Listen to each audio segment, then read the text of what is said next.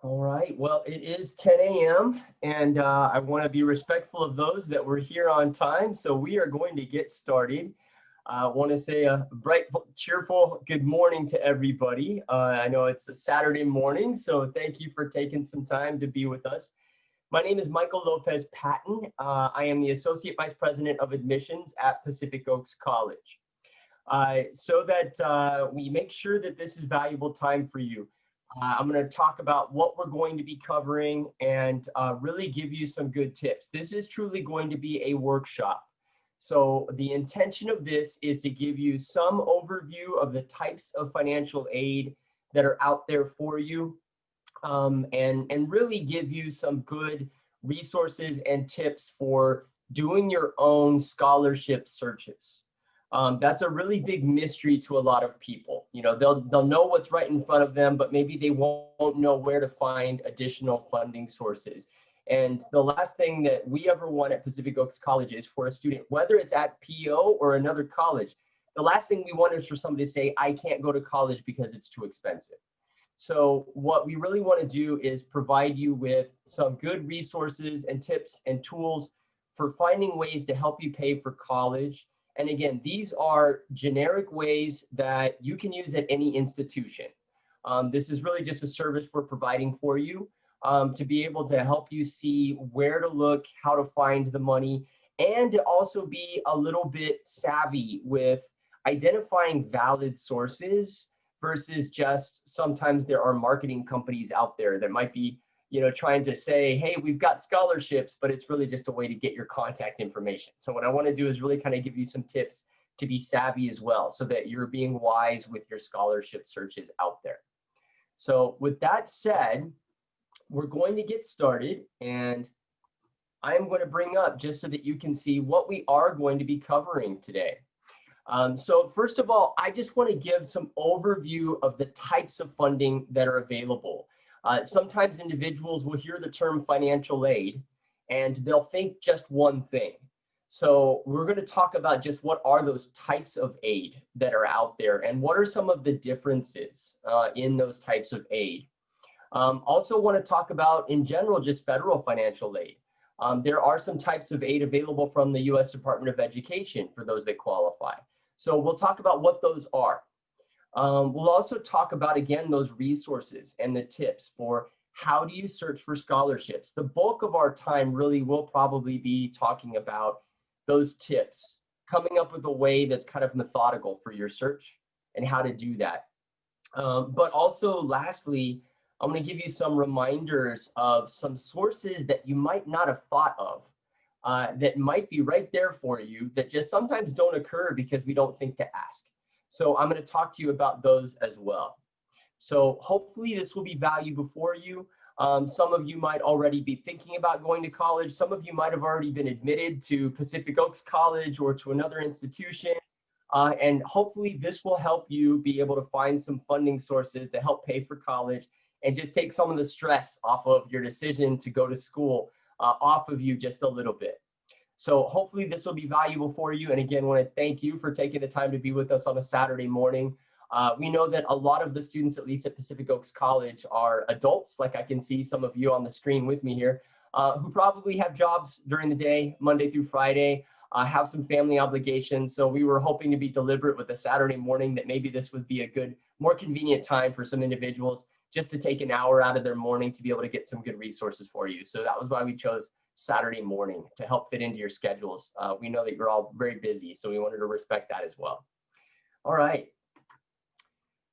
We're going to talk about types of funding available for college students. One of the biggest things that, again, we really want to overcome by talking this morning is the idea that it's too expensive really shouldn't be a reason to not go to college. That is sometimes one of the first things that can be an impediment to someone deciding. And unfortunately, sometimes that is decided purely off of seeing the cost. Individuals will see how much it costs and they'll say, well, I can't afford that, therefore I can't go to college. The reality there is that we're missing a big piece of that decision, and that is, how do you get sources to help pay for that? It doesn't necessarily mean 100% of that cost comes out of your pocket. So we really want to be able to talk about some of the types of resources that are there for you so that hopefully it does become something that is affordable. And then your decisions can really be based on those important factors, meaning, does this school fit your needs? Does the schedule fit your needs? Does the overall philosophy and culture of the college match you? Those are really what we hope to enable you to use as your deciding factors rather than the cost of any college or university. But that usually can only happen once you know that you've got an affordable access to that school. So that's really what we want to go over here. And again, of course, apart from just paying your own out of pocket and paying your way, there are other funding sources out there, and we want to be able to help show you how to find those. There are differences. And again, remember I said sometimes say financial aid, and people will only think of one thing. So we want to talk about that. There are different sources out there. Some of those are gifts. Gifts meaning they can come in the form of a scholarship, which is usually a set dollar amount that can be issued directly to you, as just here's a check, go forth and conquer. Sometimes they are issued directly to your school. Still a gift, but given directly to the school to be used directly for your tuition costs. So depending on the type of scholarship or the type of grant that you might have qualified for, where the money actually goes is just dependent on that individual source. It doesn't mean that one is better than the other, but there are different ways of what they call distributing that money to you. So in some cases, it might just go straight to your school. In other cases, it might go straight to you with the hope, obviously, that you will use that money to be able to help pay for school. There are types of loans out there, both private and federal, to also help pay for school. Student loans come in a variety of forms. If you go with a private loan, for example, through a bank or a credit union, there are different application processes that you'll go through to apply for a student loan if it's through a private institution. There are also federal student loans. The federal student loans may or may not require interest from you. So depending on what you've qualified for, it can be technically an interest-free loan while you're in school. And in other cases, they may charge interest while you're in school. The difference usually between a private loan and a federal loan, number one, obviously the source, but number two, sometimes is the way that you will apply for that. They might be looking at just your income level, for example, or they might be looking at your credit and doing a credit background check if you're going for a private loan. Also, repayment plans and interest rates are going to vary depending if you do a federal loan or a private loan. So we'll talk a little bit about that. We also want to talk about those scholarships. And of course, scholarships are going to have their own specific eligibility requirements. So that's really what we want to talk about more today is individual scholarships will have their own eligibility requirements. And so sometimes using your own personal story is the best resource that you will have to find scholarships that you will qualify for. So we're going to talk about how you do that as we go forward. I see a raised hand. So was there a question?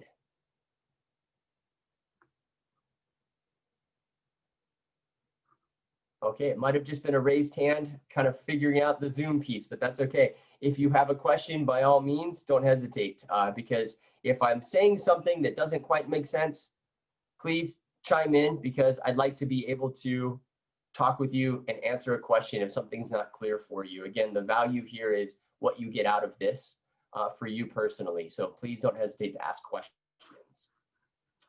All right. So quickly, an overview of federal financial aid. Federal financial aid comes in two forms. Again, this is through the U.S. Department of Education. Usually two different forms. There are different types of grants. Grants are what, in a very basic term could be considered gift money. There are also federal student loans. Federal student loans typically have a fixed interest rate. And depending on what you have qualified for individually, there may be accrued interest while you're attending school, or it might not accrue interest for you. The government will subsidize the interest, meaning the loan might be accruing interest, but the government will actually pay that interest for you as long as you're attending school. So federal student loans are very different from what you might consider a private loan from a bank, whereas immediately it starts charging interest no matter what. And that interest rate might even vary over the life of the loan because it will be market dependent. Federal student loans have a fixed interest rate. It won't change from the time that you've applied to the time that you have graduated school and continue on through repayment. And again, the way that the interest accrues might vary depending on what you've qualified for in a federal student loan.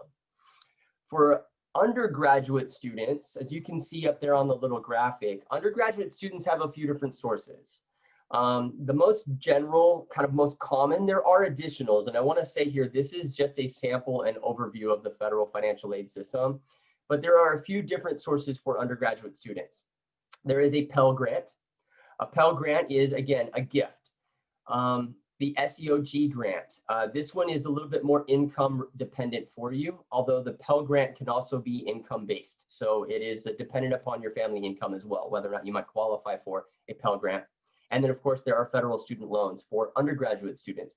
When I say undergraduate, simply meaning anything that is a bachelor's degree or below. So if you're an associate's degree program or a bachelor's degree program, you're considered an undergraduate student. Graduate students, unfortunately, from the US Department of Education, grants don't come through for graduate students. But the same token with those federal student loans still applies. So could be subsidized so that the interest is paid for, or it could be unsubsidized, but always a fixed interest rate. You apply for federal financial student aid, whether it's grants or loans, it's all one application. You actually don't apply specifically for a grant. You submit one simple application. It's called the Fafsa. It's the free application for federal student aid. You will be required to provide your tax information. They do want to look at, have you paid taxes? They will ask you certain questions about your family income. They'll ask just various questions about your situation. But it's a very basic application. Typically takes about 20 minutes for most people to complete that application. It's nothing to shy away from. A lot of times individuals will say, well, I already know I'm not going to qualify for anything. And I say, you never know. It's worth 20 minutes of your time to fill it out and see if you might get it. Again, there are different types of qualifiers that will be asked on that FAFSA. You'll want to be honest and thorough with the questions that are being asked. Your results, unlike if you go to a bank and you apply for a loan, they just tell you the answer there.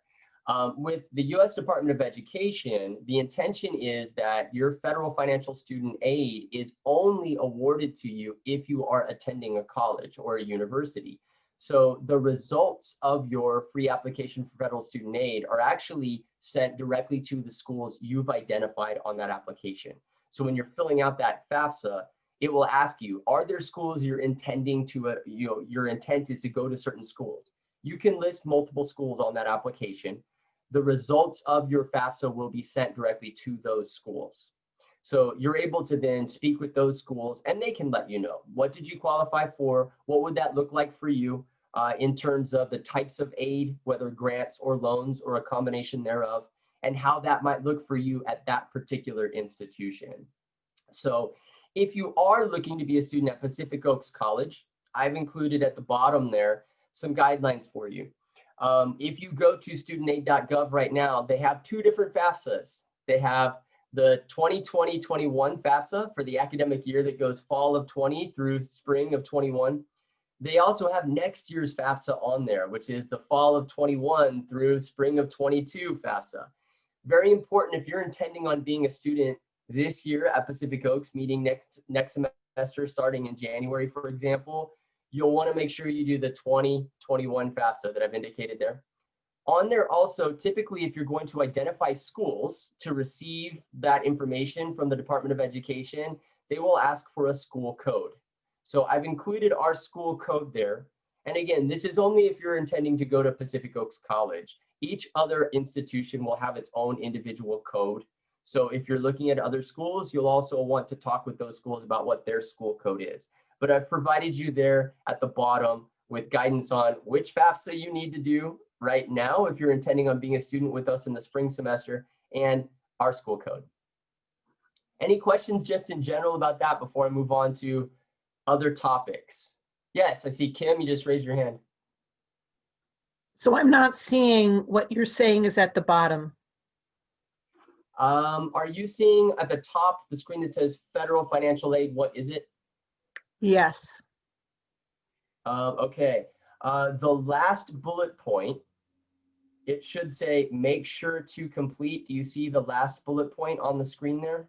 There's no bullet points. It just says Oh, below are the examples of the type of aid available through the U.S. Do you know government. why, Kim? And I'm glad you just raised your hand and brought that up to me. That is because I didn't click the space bar for you. How about that, everybody? A live TV moment. So this is basically a There summary of you everything I go. just said. It's like magic. Like magic. If I just hit that space bar, you would have seen all this. So I thank you, Kim, for bringing that up. Cynthia, I see a hand raised as well.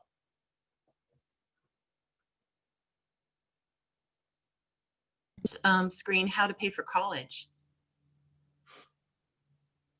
You are still seeing the screen that says how to pay for college? And welcome, your first screen when you came on. Is that the case for everybody else? I don't know if maybe that might have frozen for you, Cynthia. Okay, I wonder how to unfreeze it. I tell you what I will do, everyone. I will stop sharing my screen briefly, and then I will reshare it back to this exact same screen again. Hopefully, Cynthia, that might clear that up for you, but it sounds like it might just be an internet connection issue where it's frozen for you. Okay, thank you. So let's see if this will fix it, everybody. Let me stop this share. And now let me reshare. And Cynthia, did my screen disappear from your view? I can see the background where Pacific Oaks where you're at. I don't, yeah, in the background it's white. Okay, so it did stop sharing that other screen. Okay, Yeah. perfect. So hopefully bringing this back up again.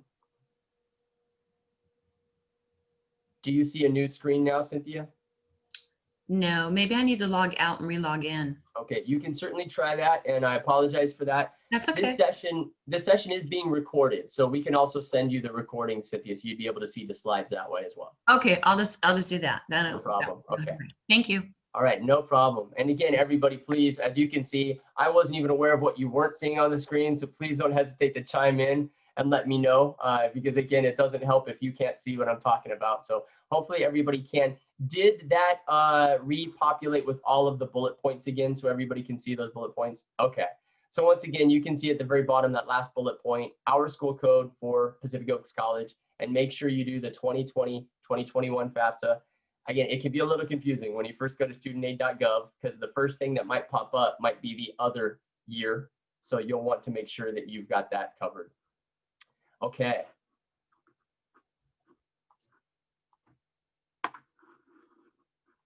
So we're going to talk about, do I have to pay it back? Now, this is something in terms of individual resources. They might have little caveats in there for you.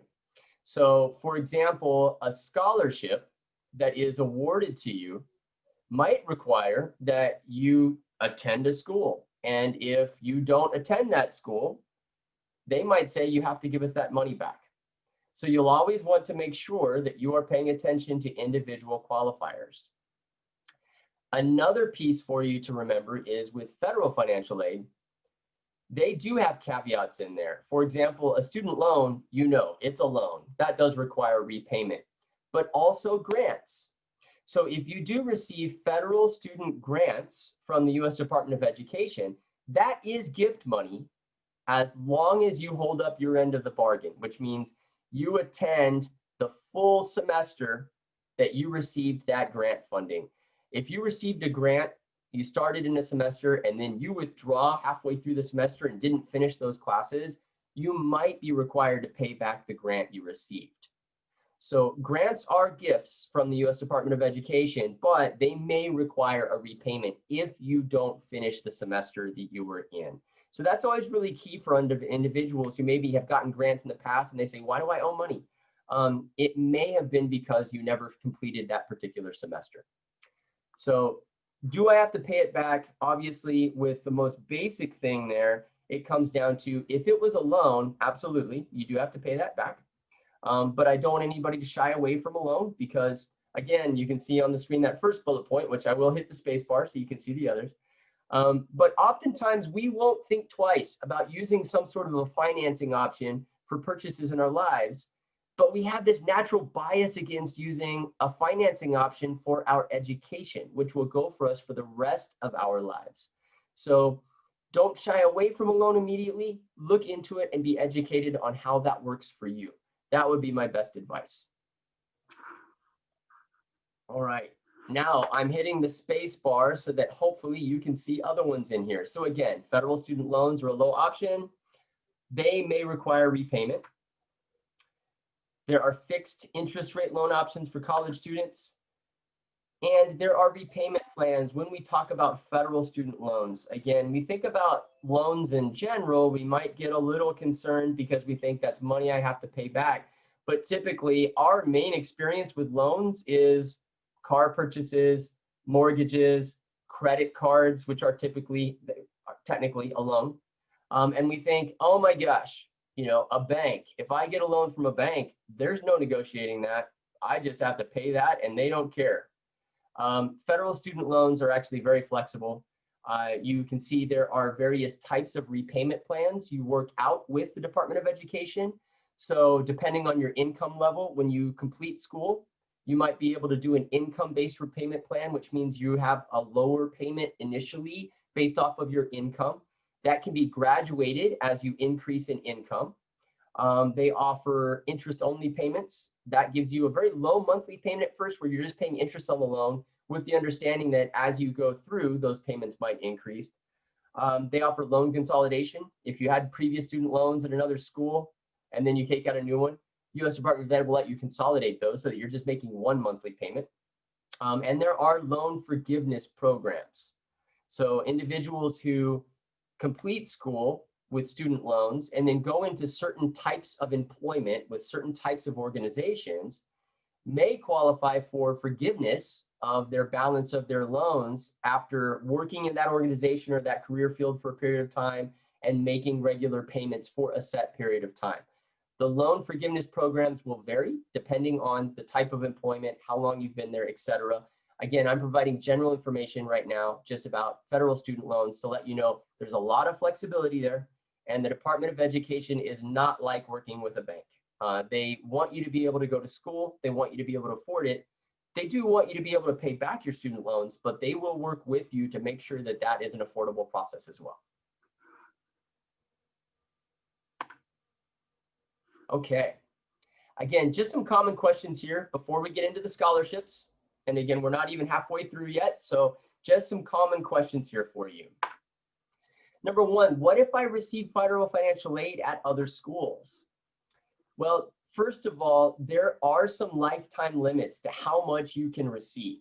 So part of what will happen when you submit a Fafsa is your previous Department of Ed, education, grant, student loan history will also be reviewed because there are lifetime limits to how much you can borrow. A big reason for that is also to help you not have to pay back a lot of student loans. They want to kind of maximize what you get. But they also want to maximize the fact that if you're using this student aid, it's there for you to graduate school. So if you tried to stay in college for 18 years and just get federal aid the whole time, eventually the Department of Education is going to say you kind of hit your limit, you should have graduated. So that's part of what will come up in your Fafsa is, do you have a previous history? And if so, are you approaching those lifetime limits? That's one piece that will be looked at. This will, again, your Fafsa will help determine what you've received previously and might still be available to you. This is a question that comes up a lot with us, is students maybe who completed a bachelor's degree at another school, and now they've come to us for a graduate degree, like a master's degree. Well, I had loans at that other school. What happens with those loans if I start a new degree program or I return to school? I can't speak for private student loans because that will depend on your bank or your lender, but federal student loans may give you the option to defer payments. Maybe you've been making payments on your loans, but if you return to school for another degree program, they might actually let you put those payments on hold and not make payments as long as you're back in school again. So it's a really nice option for individuals saying, I'm coming here to get this graduate degree so I can increase my income level. It'll be easier to pay my loans back once I graduate with my master's degree. The Department of Ed understands that. So they say, okay, we can put those payments on hold for you while you're in school. So that's a good option for you there. And it is a common question. I've got loans from another school. What do I do? When do I have to start paying back my student loans? Again, this is federal financial aid. Individual bank loans and private student loans will vary. But typically, you have a 6-month grace period. That 6-month grace period begins if you stop attending school or if you graduated. So once you stop going to class and you don't go to school anymore, you've got about 6 months typically that you don't have to make any payments on your student loans, and then those payments will start for you. The rationale there is you're going to school to get an education, typically to get into a career field, get into a higher paying job, to get increase in income. So the Department of Ed gives you a grace period. They give you 6 months to do that so that in theory, you're now able to afford those payments going back into your loan. And again, if you have issues with that, you can always talk to the Department of Ed to talk about some options there. So again, here, what if I'm unable to make payments on my loans? There are options available to you. So the best advice I could ever give somebody that says, I've got questions about the loan, I don't know how to do this, speak to the Department of Education. And it's not as scary as it sounds. If you go to that previous website we talked about for your Fafsa, they've got an 800 number. You call them. They're actually very friendly. They actually really have good customer service. They will talk to you about your options. They will talk to you about the plans. So it's actually not something to be intimidated by. Again, we have that experience of talking to a credit card company or a bank. The Department of Education is not like that. They want to help you make sure that you're able to afford your repayment, but they also want to make sure that you're in a situation where you can do that. So they will talk with you about your options. Okay, here is one that is very unique to us in the state of California. This is called a Pell Grant. So for those who might not be familiar, like we mentioned before, for federal aid, there are grants, gift monies available. In the state of California, you have to be a California resident. If you are an undergraduate student, meaning you're in an associate's or a bachelor's degree program, you may also qualify for a Pell Grant. So in addition to anything that you might have gotten from the federal U.S. Department of Education, the state of California might also have some additional grant monies for you. The nice thing is there are different types of grants. You know, they might depend on maybe your high school GPA. They might depend on your family income level right now. You don't have to decide which one you apply for. Just like the FAFSA, your application for the Pell Grant is something that will be a single application, and then the state of California will determine what you've qualified for and let you know how those funds work. So if you want information about the Pell Grant, again, you have to be a California resident. I know there might be individuals here that aren't in the state of California, but you need to be a California resident. You have to be an undergraduate student, meaning an associate's degree or bachelor's degree. That website, make note of that www.csac.ca.gov. That will provide you with a lot of information about the Pell Grant. A little different to note about the Pell Grant is that the FAFSA, that can be completed at any point during the year. And just whenever you start school, if you've qualified, you can start using U.S. Department of Education federal financial aid. The Pell Grant is only awarded one time per year. So they have a very specific deadline. And I put this deadline up for everybody to take note of. It's very important. If you're applying for the Pell Grant, you have to have applied by March 2nd of 21. You still have several months right now, but that date creeps up on students very quickly. So the application for March 2nd would be for you to receive Pell Grant in the fall. So you can start school in January, go to school, get your Pell Grant application in time for March, knowing that by next fall, you might also have some more money coming to you to help pay for school in addition to what you've already gotten. So it's a great resource for you, but that deadline is a hard deadline. So make sure to make note of that if you're planning on applying for a Pell Grant. Okay, let's get to the actual workshop portion of our time here this morning. And that is something that we're going to talk about some tips for finding these scholarships. There is a lot of different scholarship money out there, but it does require work on your part. Organizations are very happy to give you money to help pay for school, but they don't know who you are. So you need to find them and let them know. So we're going to talk about a few tips for how you find scholarships and the best way to find scholarships you specifically qualify for. Because again, there may be scholarships out there that look great, the application process is easy, but you don't meet their standards or their qualifications. So this will help you with that. Number one is have a plan. When I say have a plan, I mean set aside time to do your scholarship search. This is going to be critical for you. It's very easy to say, I know there's lots of scholarship funds out there, I'm going to apply for them. But we all know life's going to get in the way. We're busy. We have jobs. Some are looking for jobs. We have families. We have a lot of things going on. An effective scholarship search can't be done just casually on the side. Really set aside time to search out your scholarships. Block it out on your calendar. Make a determination, okay, this next Saturday, I'm going to spend 3 hours doing this. But it's very important. Be specific and be dedicated to your scholarship search. That's number one, have a plan. The next one, and I'm going to give you examples, but the next one is to start out your search. The very first thing that you need to do is write out as many I am statements as you possibly can. And I'm going to talk about, and again, I'll show you examples of that, but you're going to want to write down as many I am statements as you can, and no description of yourself is off the table. There is nothing to be embarrassed about. There is nothing to think is too silly to write down.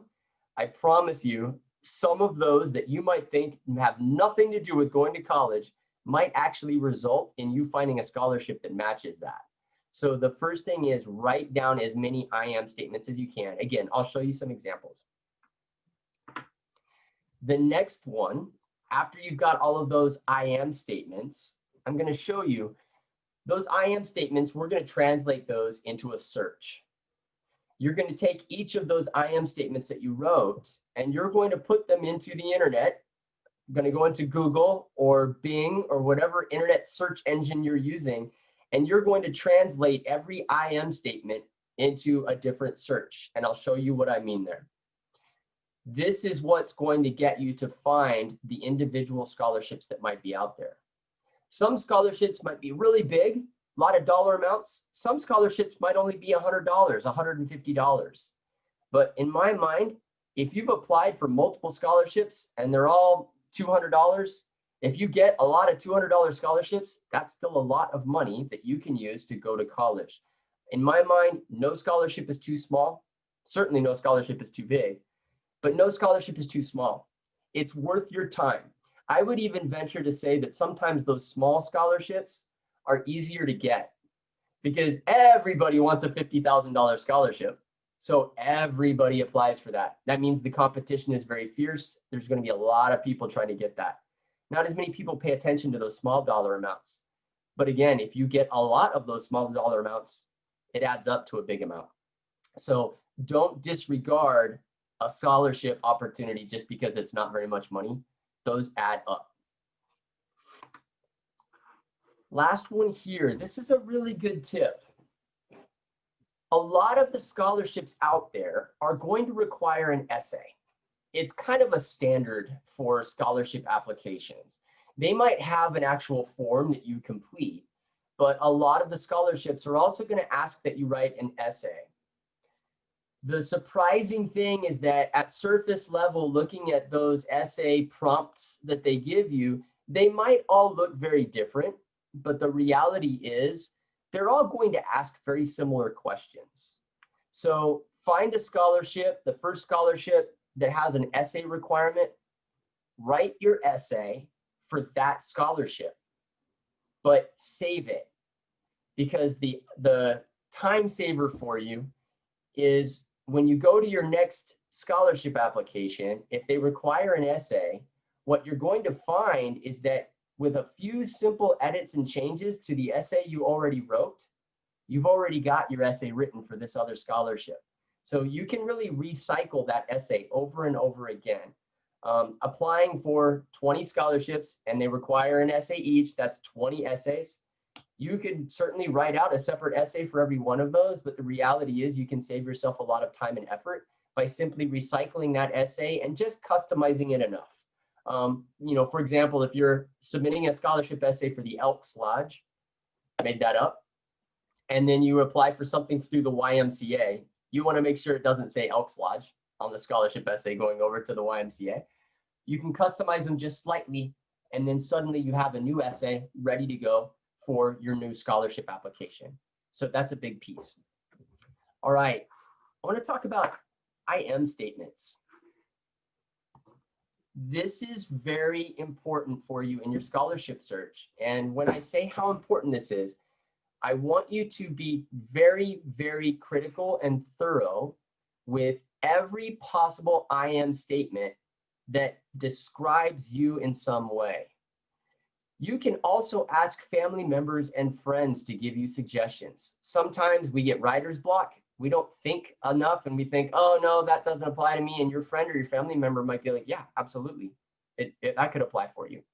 So I've given you some examples here, and some of these might not seem like something you would think of when you're looking for a scholarship application. So I've given you some general ones here. I am a single mother. Surprisingly, there may be scholarships out there for single mothers wanting to go to college. I am Latina. I identify as Hispanic, Latin. I am a female. I am first generation to go to college. I am a formerly incarcerated individual. I am a descendant of enslaved individuals. I am a twin. I am a widower. So it might seem surprising that something like I have 2 different color eyes. I have one blue eye and one green eye. That might not sound like something that'll get you a scholarship, but you would be surprised when you start to search those things out that there's some organization, that the Association for People with Blue and Green Eyes, that has a $200 scholarship for people who want to go to college. So write down every individual statement you can think of. And again, don't hesitate to reach out to friends and families and say, if you were to describe me, what would you describe me as? Let them give you those things. I am a cancer survivor. I am adopted, or I am a foster parent. Think of anything like that you can list as your own I am statement. That is going to be critical for the very next step. So once you've got those all written out, the next one is to translate your I am statements into searches. So you can just simply go into your internet search engine. It can be any engine. It can be Google or Bing or Safari, whatever you happen to use. But you're going to take your I am first generation to go to college statement, and you're going to reword that just is scholarships and grants for first generation to go to college, or scholarships and grants for twins, scholarships and grants for widowers. So you just simply go through each one of those individual I am statements, and you're going to do a search. Again, remember, it's time consuming. Have your plan, block out your schedule so that you can be methodical about doing this search. I see a raised hand. So did someone have a question? Yeah, I was wondering if you happen to know, are scholarships, do they tend to lean more for undergrad students, or is it equally dispersed versus graduate and undergrad, or what? That is a very good question. And I'm going to get to a little bit, but that is something that you're going to want to pay attention to in the next section here. But I would say, no, they're not just geared toward one or another. There are certainly scholarships out there for graduate students, for example. So a lot of times graduate students get a little discouraged because they look at federal financial aid, for example, and they go, it's only loans, and they think immediately, oh, grad students have a harder time. But no, there are scholarships available for grad students. So that might be one of your I am statements. I am a grad student. or I am a master's degree student in psychology. Think of those I am statements, because that then becomes part of your search. So if you are looking at a graduate degree program, for example, you might want to include scholarships and grants for graduate students who are twins. And that sometimes can also help narrow down your search a little bit more.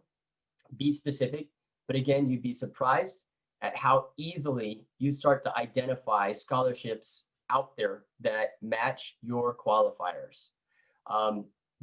Be, again, as broad as you can with anything. I am a member of the Rotary.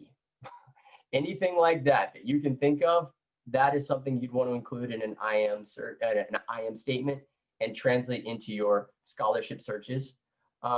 Again, don't be embarrassed about your I am statements, because there is somebody out there that might have a scholarship for you, and it might be something that you don't necessarily talk about a lot. Bring it up. It could be something for you. So that's your step there as far as going into those I am statements. Get into, okay. So a little bit like that question that you just had is, you're going to want to pay attention to those eligibility requirements. You might find one. Maybe your statement again is, I am a twin. And so you might find a scholarship that, oh, look, it's a scholarship for twins. But you've got to look for those eligibility requirements, because it might only be for graduate students, or it might only be for undergraduate students, for example. So find your scholarship, but read each individual qualifier within what is eligible for the scholarship. I say that only because, again, you don't want to apply for a bunch of things that you're not going to be eligible for either. So you also want to make sure that you're spending your time wisely and just reading through whatever the criteria is. Some of the scholarships or grants out there might require full-time enrollment, for example. So if you are an undergraduate student, and I can only speak for Pacific Oaks again, so if you're looking at other schools, you'll check with them. At Pacific Oaks College, to be considered a full-time student, if you are in a bachelor's degree program, you have to take at least 12 semester credit hours per semester. So if you're taking less than that, maybe just 6 credit hours, you're still a student. It's considered a half-time student, and a lot of our students do that. But it might mean that you're not eligible for that scholarship, because you have to certify that you're a full-time student, for example. So that doesn't mean every one of those require that. I'm just giving that as an example, that look for those, because what you don't want to do is put all this work in and get this scholarship, and then have them say, oh, I'm sorry, you met every other qualifier, but you're not taking enough classes. So you want to make sure that you're looking at all of those. Some of them will require a specific field of study. For example, you might find a scholarship. You might have put in, I am Latina, and you find a scholarship for Latinas, and this is amazing. Or you might say, I'm a Latina single mother, and you found a scholarship for that, but it might say only if you're going to nursing school, for example. So you want to make sure that you're looking at each of those individual pieces there, just to make sure that you do qualify for it. There's nothing wrong with applying for something you don't qualify for. The worst they're going to do is say, sorry, you don't get it. But your time is valuable as well. So just make sure you're being critical about what is listed as a requirement for eligibility purposes. Also, don't forget to make note of those due dates. Remember the Pell Grant, for example, it's due by March 2nd. Some scholarship applications also have very specific due dates. So I would really, really strongly recommend that if you're planning on doing a scholarship search, you do it sooner rather than later. What would be really sad is if you go through this workshop and then you go, okay, next weekend, I'm going to do my scholarship search. And then you find one that would have been perfect. You qualified for it. It was all great, but it was due November 15th. And so you just missed it. So look for those due dates, but start your search right away. That way you can identify and then prioritize which ones are due next so that you can get those in. Kim, I saw you raise your hand. Yeah. Is there like a standard date as a rule that these scholarships have? That is a great question. I would say no, And the reason why I'd say no is because every single organization that's offering scholarship funds, they will set their own due dates. Sometimes they will put a due date out there that is based on their anticipation of when school starts. So Pell Grant, for example, they're thinking, okay, most students go to school in the fall, so we need to get those apps in by spring so that we can award everything by fall. But other organizations might base a date based off of their own internal cycle. Maybe most of their employees are doing a lot of gift giving in the fall, for example. October and November tends to be a big charitable time for a lot of big organizations. So sometimes they might have a due date that's September, for example, so that they can award scholarships in time for their kind of charitable giving cycles. So it really will depend on the individual scholarship. I saw another hand come up. I think it was, is it Gail or Jail. Gail? Sorry about that. No worries. So is there like a window? Is there such thing as applying for a scholarship or grants too early? Like if I'm thinking of applying for fall of 21, do these expire or how does, in that sense, or Very good is it never question. too early to start accumulating?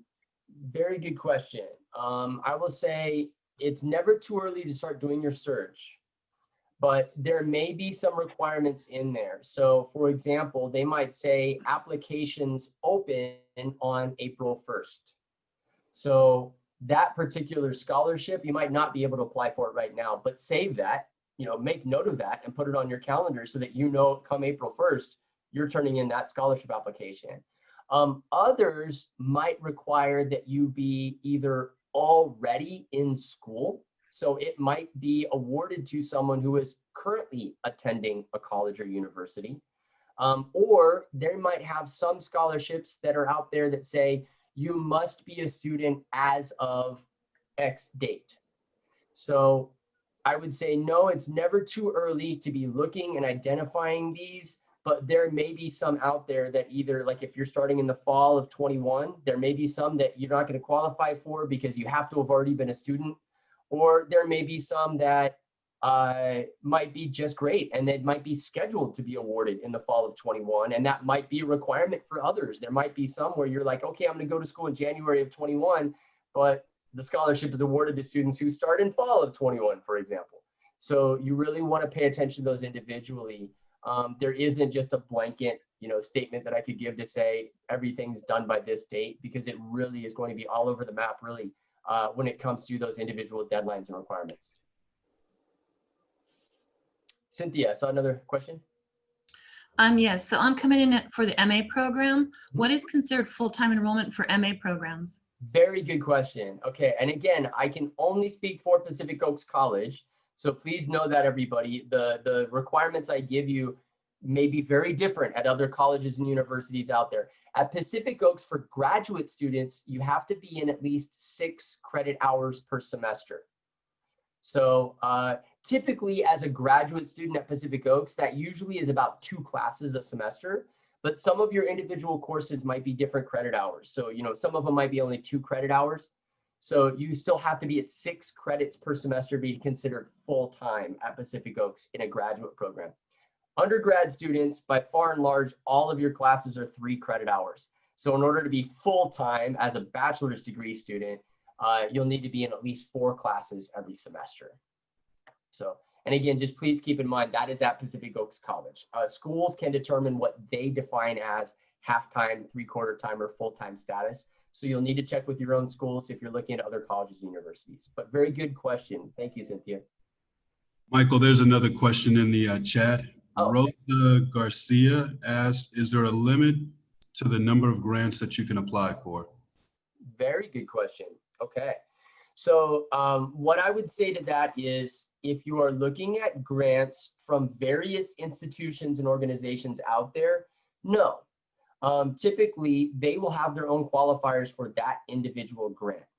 Now, I do want to go back to what we talked about earlier, though, as far as federal grants. So, for example, Pell Grants and SEOG grants, if you're a bachelor's degree student.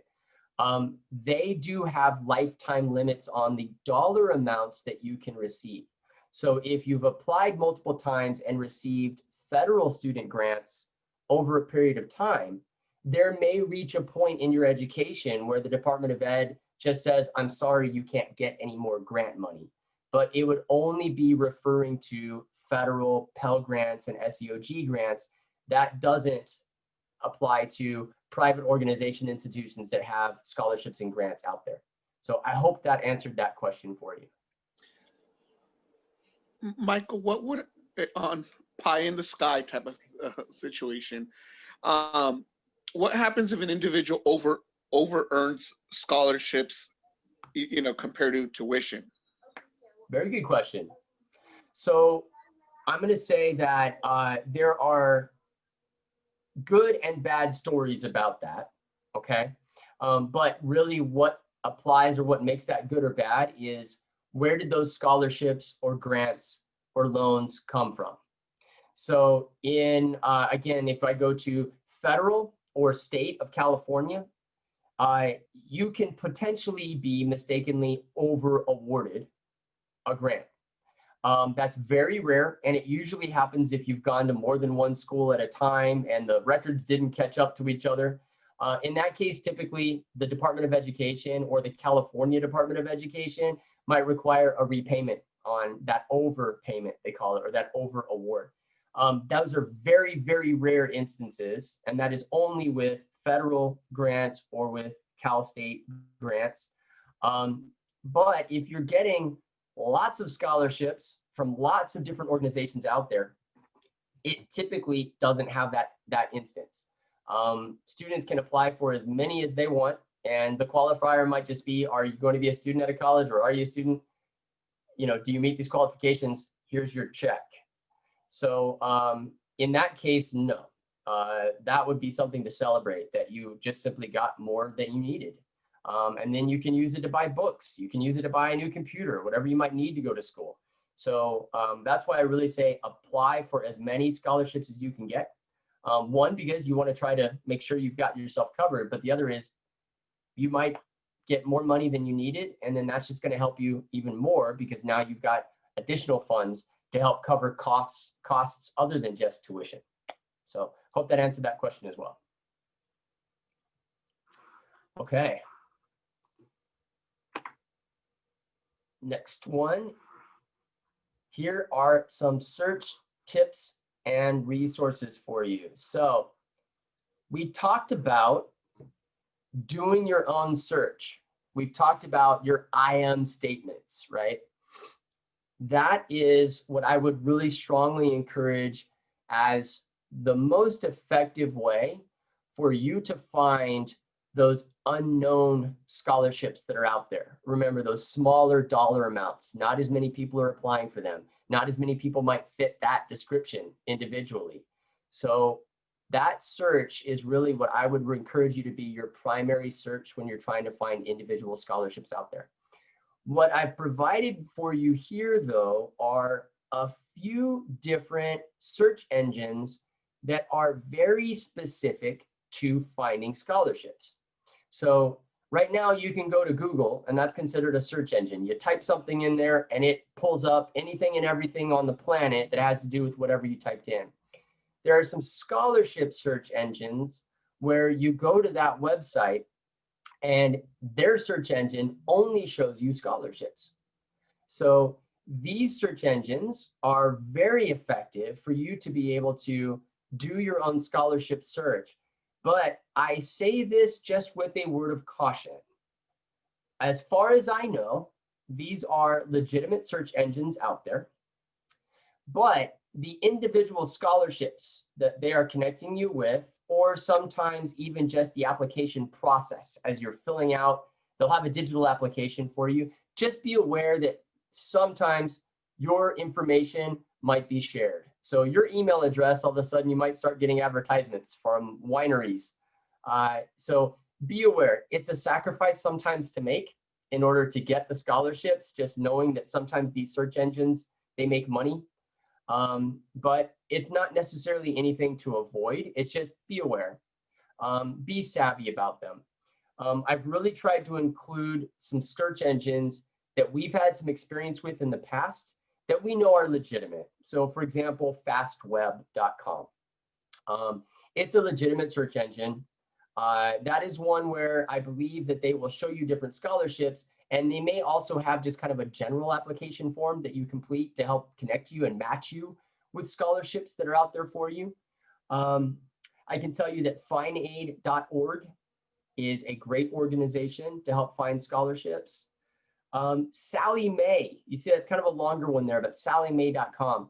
Sally Mae is a private student lender, and they do student loans. So you can go to Sally Mae and get a Sally Mae student loan that is not a federal student loan. But Sally Mae also does have some really great resources for planning on going to school.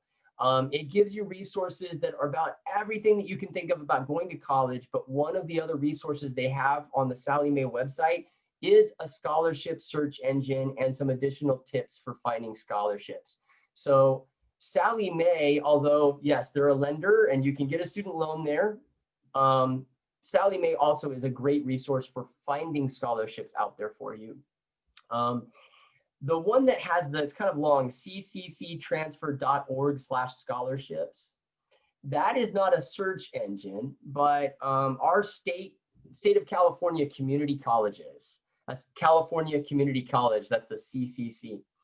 They've put together a pretty comprehensive list of either scholarships that they have seen historically students get in the past, or some of these other search engines that they've seen in the past. So by going to that website, it will also provide you with another list of different scholarships and scholarship search tools out there for you. I can't vouch for the CCC transfer website. Those are their own, they've kind of collected their own list of organizations. So I just say that only that I'm not endorsing any of those. In fact, we're not endorsing any of these specifically as go there and do this. I want to be careful about that. Again, these are just really good resources that we've seen in the past that hopefully will be a resource for you. And someone who hasn't done this before might not have even known that some of these existed. So this is a really good collection here for you to look for. Okay, here are some important tips for you. That first one that you see on there, never pay for scholarship information. If you go to any scholarship site and they say, we've got a list of scholarships, pay us $25 and we'll give you the list. Do not do that. Very, very important. Be wise in your search. Scholarships are being awarded from charitable organizations that want to help individuals go to school. They are not going to charge you for information about their scholarship. So the very first tip on there is be wise and be savvy. Some websites out there look legitimate. They look very real. And then they say, enter your credit card information. Exit out of that right away. I will even say that about Fafsa. Remember the name of the application? It's the free application for federal student aid. There are websites out there that will help you fill out your Fafsa, and they'll charge you $50 to do it.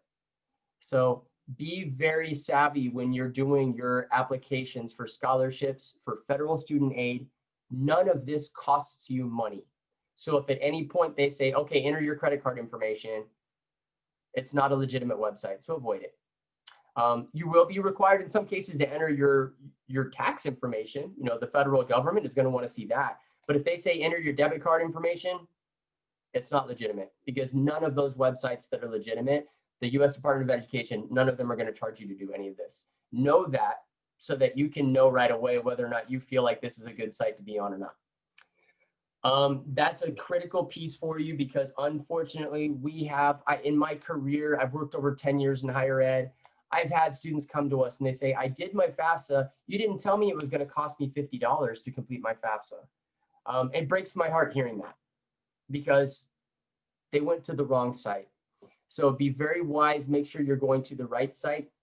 And again, for scholarships, these are charitable organizations. These are organizations that want to provide you with money to assist you pay for school. If they are saying, give us money first before we give you the information you're looking for, it's not a legitimate organization. It's not a legitimate website.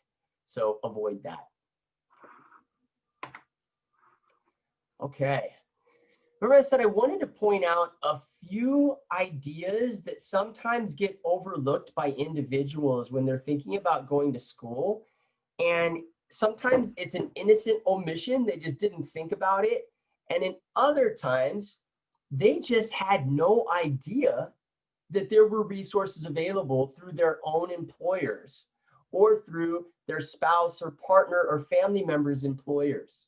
So a great place to look, if you're currently working and you're employed by any employer, I don't care how big or how small, it never hurts to ask, are there any tuition benefits for employees going to college? Individual employers might have a variety of resources for you. I've seen employers that will provide outright scholarships for employees going to school. I've seen employers that will do tuition reimbursement, meaning you go to college, you pay, and then every semester you bring them your bill and say, here, I paid this, and then they reimburse you for that. I've seen employers that say, we'll pay up to a certain dollar amount per year for you to go to school. And you just might not realize that your employer does that for you. So talk to your HR or union representative, depending on where you work, and just ask them, are there any tuition or education benefits available to you? It might be that they have certain stipulations for you as well. Individual organizations might say you have to have worked here for a certain number of years. They might say that we only pay for it if you go to these schools, etc. Listen to whatever they're telling you, because that's really important as well. You want to be able to qualify for it, so make sure that you're following that. But it never hurts to ask. Another tip that I didn't include on here is military service.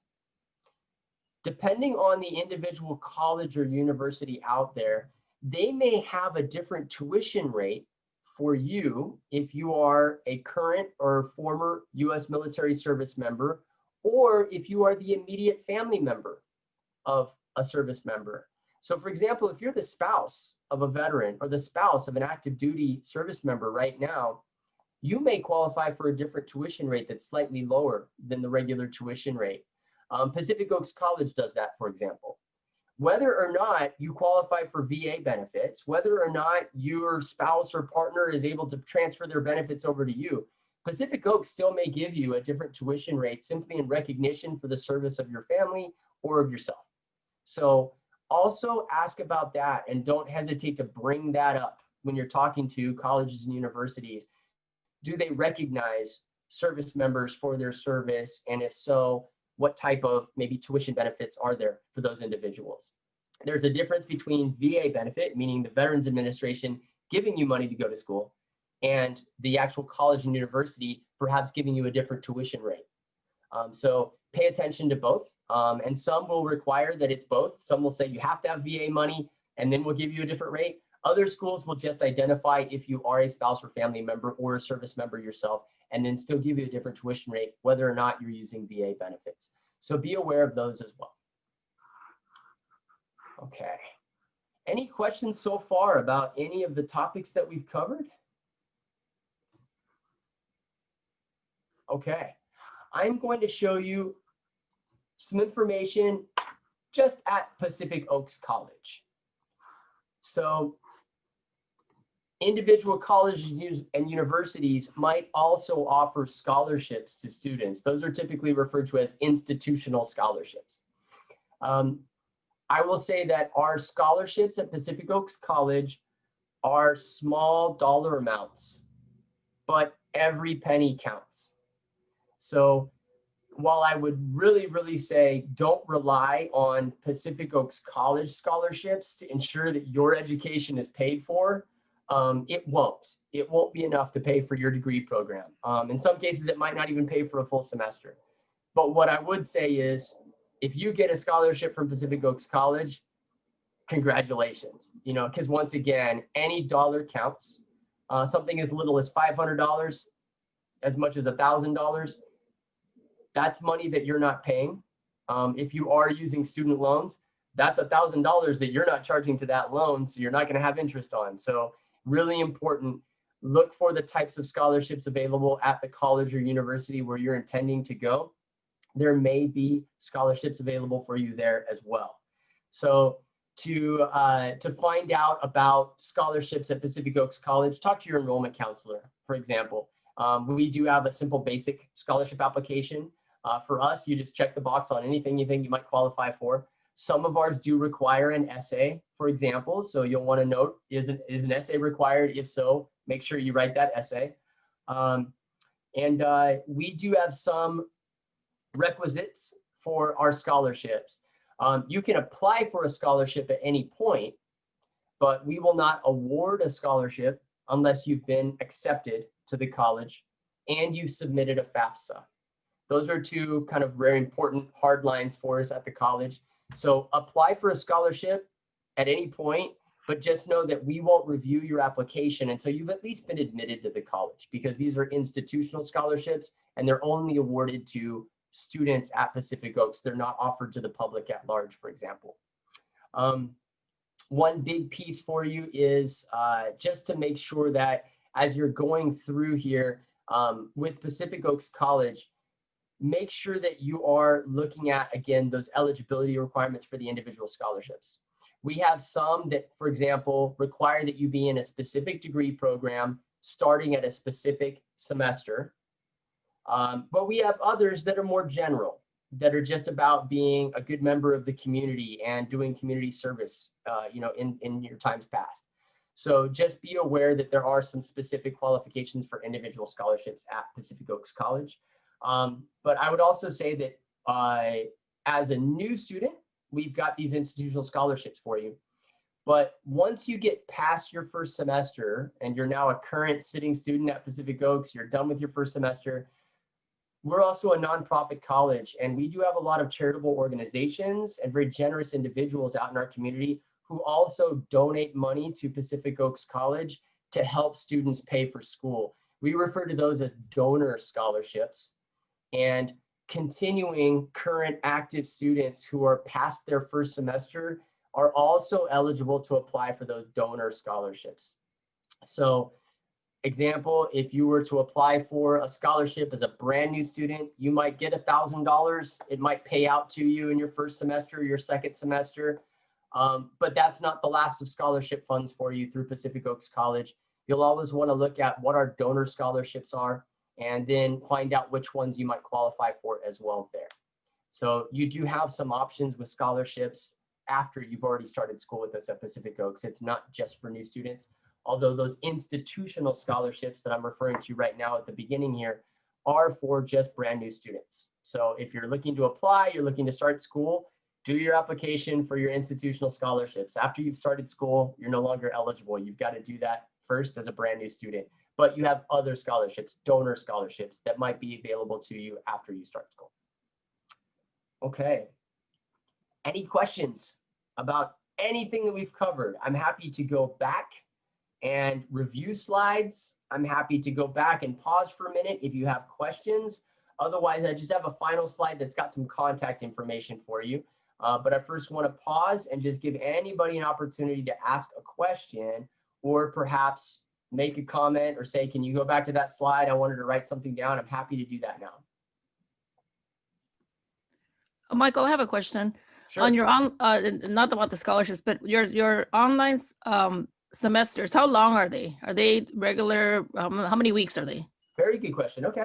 So all of our semesters, let's say just a full semester, like our spring semester, they're 16 weeks long, but our online courses are only 8 weeks long. Okay. So a student who starts, for example, in our spring 21 semester that begins January 11th, if you're an online student, your first class will just be the first 8 weeks of that semester. And you'll immediately, once you're done at that 8 weeks, the very next day, you start your next class. So there's no pause there. and you'll do another class for 8 weeks. So at the end of that 16-week semester, you've actually done 2 classes in that semester. Our campus-based programs, be it in San Jose or in Pasadena, those programs are on the full semester schedule. So if you take 2 classes at the campus, for example, you would start both classes in January, and those classes would be 16 weeks long. So you're doing the same amount of work in that 16 weeks. It's a little more spread out for students, but you're doing 2 at a time. Versus if you're an online student, it's a little more condensed, but you're only doing 1 class. So it kind of equals out for our students. Thank you. You're welcome. Any other questions, or again, any other piece you wanted to go back and review again? Anything that's come up as a question maybe that didn't happen initially? I'm happy to review that.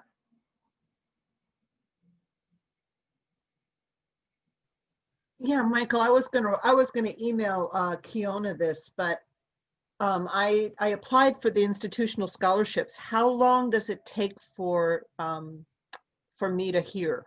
Okay, great question. So we do those on a first come, first served basis. We actually, usually they come in through an email. So we look at chronologically, when did those come in, and we review those based off of the first submitted.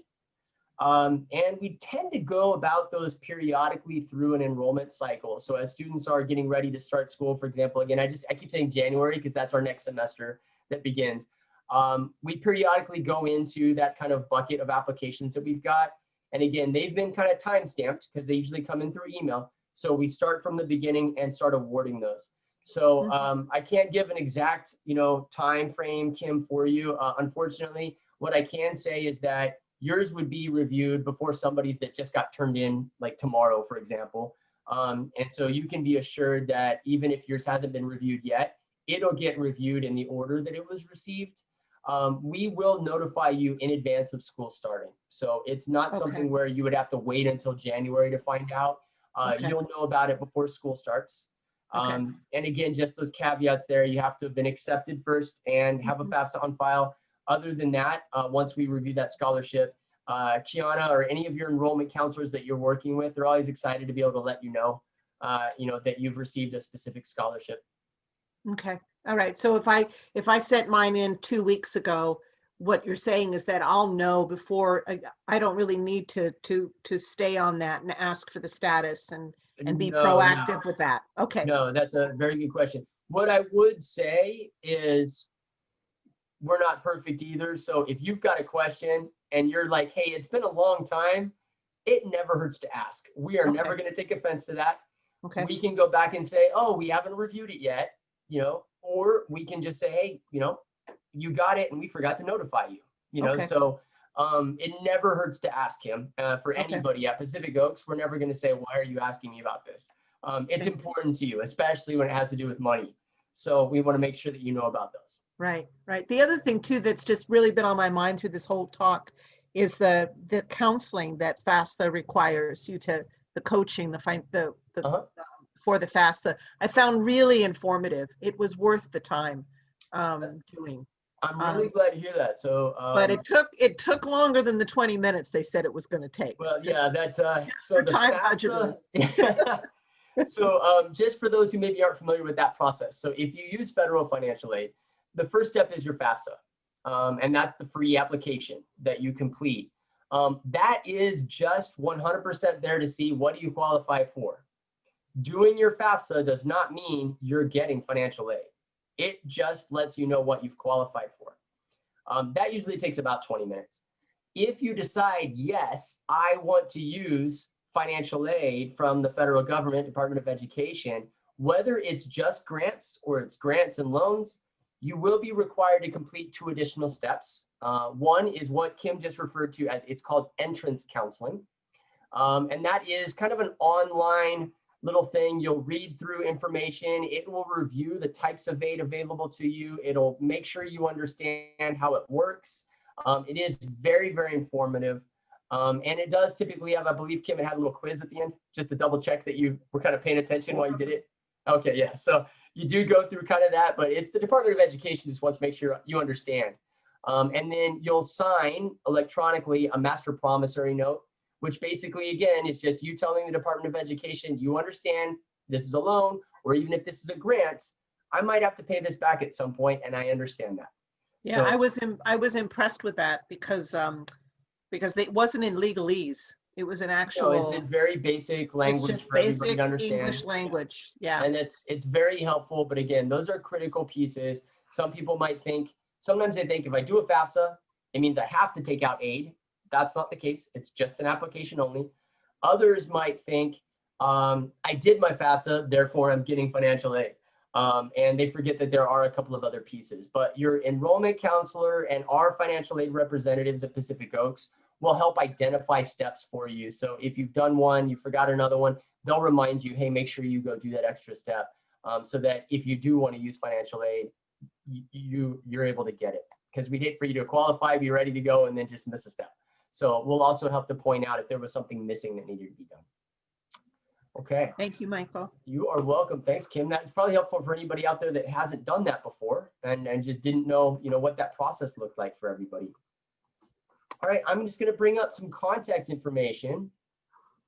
So for those of you who, again, remember I said at Pacific Oaks College, and again, other institutions will have different requirements. But if you're looking for scholarships, even if you're going to use federal financial aid, what I would tell you is that once you do your FAFSA or your Pell Grant application, those results get sent to the college. But our financial aid representatives, they will be happy to talk with you in general about your information, but they're really not able to talk very specifically to how it may apply to you unless they have more information, and that comes from your application as a student. So make sure simultaneously, if you're going to use federal financial aid or the Pell Grant at Pacific Oaks, you've also applied to be a student. If you haven't done that already, you just go to apply.pacificoaks.edu, start your application to be a student with us. If you've got questions about being a student at Pacific Oaks, being in question about, anything about the college in general you would like to know, if you're already working with an enrollment counselor, speak to them. They're your advocate, they're your friend, your coach, your cheerleader. They'll be the first person you'd want to reach out to for any of those questions. If you haven't spoken with an enrollment counselor yet, though, you've got an email there. It's a general email, admissions@pacificoaks.edu. But that does go to enrollment counselors. It comes to me, so we can check that and get answers for you. And also, we've given you a phone number there. When you call in, you'll just want to let them know you've got a question about blank, and they'll connect you with anybody at the college that's the best fit to answer that question for you, depending on what your question is and what the topic is. So I hope this was helpful for everybody. Again, this session is being recorded, so I'm sure that you had to say yes, continue on once you jumped in, but the session's being recorded. So I'm also happy to send this recording out. So what I'll do is probably just send to anybody who initially RSVP'd to attend, and certainly those of you that are here with us now, I'll send out the link to the recording for you so that you can go back. I do know, I acknowledge I've got some resources and websites that maybe you didn't get to jot down all the way. So I'll send this to you so that you can review those as well. But again, I hope this was informative. I know we didn't give you, hey, this is a scholarship, apply for this. But what I really wanted to do is provide you with the equipment and the tools and the empowerment for yourself to be able to find those. There's one individual I saw just come on camera with us that I also want to give an opportunity. She probably wasn't expecting that, but I saw her jump on camera.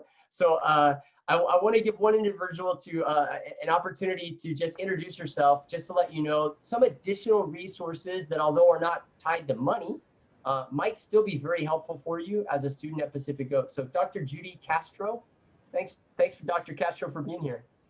Thank you, Michael. This was really well, it was very informative. And so to your point, the resources that we have at Pacific Oaks are through Hispanic Serving Institution grant that Pacific Oaks just received a $2.5 million to support our Latinx underserved students with bilingual staff, a lending library for books and tablets. And again, these are resources that we have available at Pacific Oaks to ensure that we are there to support your educational journey. So thank you, Michael. Appreciate it. Well, thank you, Dr. Castro. And Again, those resources, we say we are a Hispanic serving institution, but what we appreciate about being able to qualify for that large $2.5 million grant is that it is there to serve any student at Pacific Oaks College who is in need of additional resources. So things like that lending library, textbooks, maybe if you couldn't afford to purchase them, we might have some that we could lend you for free with an understanding of return.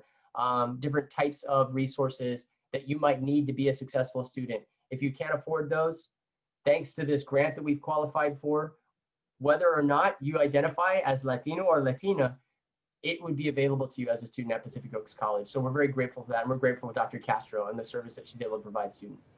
And thank you, Michael, for the emphasis. It is to serve all students, be successful. So absolutely. We love that. Diversity is a strength for us at Pacific Oaks College. So yes, we are a Hispanic serving institution. A large percentage, over half of our students self-identify as Latino or Latinx.